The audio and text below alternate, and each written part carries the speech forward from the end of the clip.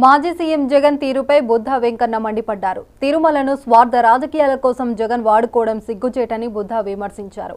ఇక నిన్న సాయంత్రం తనకు అనుమతి ఇవ్వలేదని చెప్పడం హాస్యాస్పదంగా ఉందని, మనం అనుకుంటే కాదు ఆ స్వామి అనుగ్రహిస్తేనే మనం వెళ్ళగలం. వెంకన్న స్వామి అనుమతి లేదు కాబట్టే జగన్ వెళ్ళలేకపోయాడని బుద్ధ చెప్పారు. ఇక నిబంధనల మేరకు డిక్లరేషన్ అడిగితే రాద్ధాంతం ఎందుకు చేస్తున్నట్లు జగన్ సమాధానం చెప్పాలని బుద్ధ ప్రశ్నించారు. పారిపోయి బొక్కలు దాక్కుంటాయి. అలాగా ఎలక్షన్ అయ్యాక కొడాలి నాని వంశీ ఇద్దరు కూడా ఎక్కడ దాక్కున్నారు.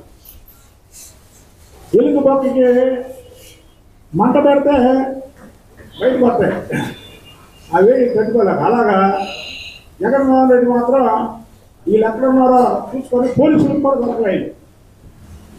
జగన్మోహన్ రెడ్డి మాత్రం దొరికారు.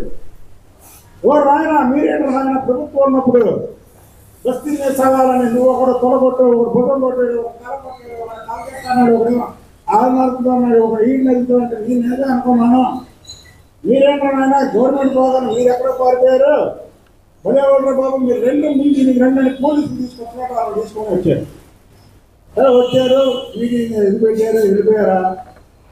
మళ్ళీ ఈ కొడాలని గారు ఏదో చిన్న స్టేట్మెంట్ ఇవ్వమంటే వాళ్ళకి ఇష్టం లేకుండా ఇచ్చినట్టున్నాడు. మొహం అది ఇదివరకు ఉన్నటువంటి కళాకాంతులు లేవు, బలవంతంగా కూర్చోబెట్టినట్టు ఉన్నాడు. అయితే